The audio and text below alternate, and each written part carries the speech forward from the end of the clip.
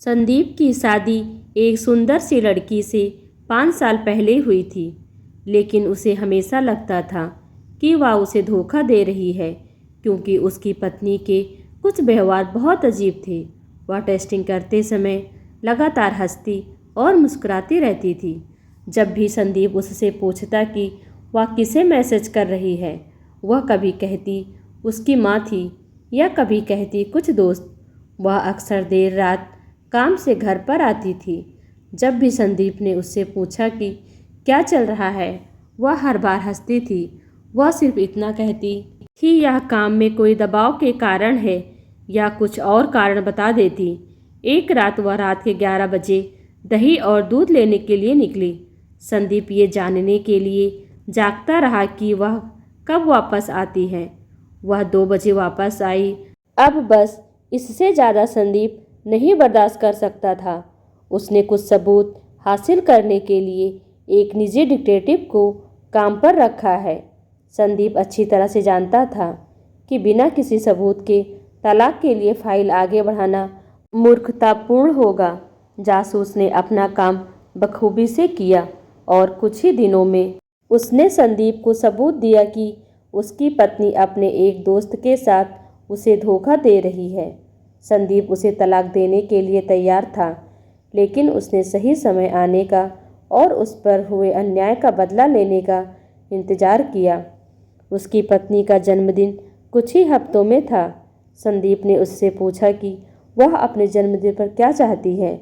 उसने संदीप से कहा कि वह अपने जन्मदिन पर काम करने में व्यस्त होगी।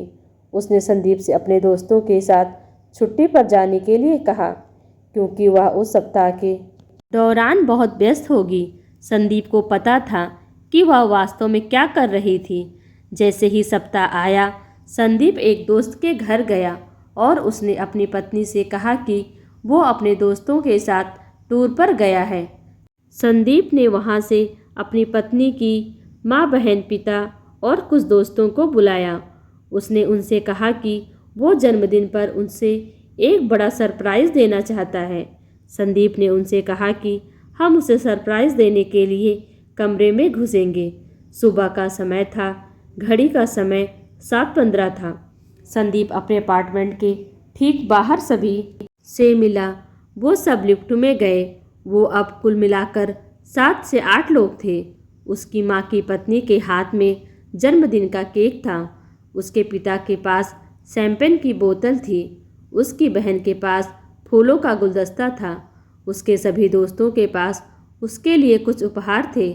किसी को अंदाज़ा नहीं था कि क्या होने वाला है। संदीप ने सभी को जितना हो सके शांत रहने के लिए कहा।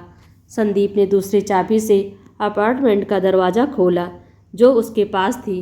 वो सभी संदीप की पत्नी को सरप्राइज़ देने के लिए बेडरूम में घुसे और वहाँ वह दूसरे आदमी के साथ चैन से सो रही थी। उसके पिता ने सदमे में शैंपेन की बोतल फर्श पर गिरा दी। उसकी माँ ने केक के साथ भी ऐसा ही किया। संदीप ने ऐसा दिखावा किया जैसे वो इस घटना से काफ़ी टूट गया हो और जैसे उसे कुछ भी पता नहीं था और उसके दिमाग में बस यही चल रहा था, इससे अच्छा जन्मदिन का तोहफा कोई और हो ही नहीं सकता जो किसी पति ने अपनी बेवफा पत्नी को दिया हो। तो दोस्तों, आपको यह कहानी कैसी लगी? अपने विचार हमें ज़रूर बताएं। वीडियो को लाइक कर चैनल को सब्सक्राइब करना बिल्कुल भी ना भूलें। Thanks for watching.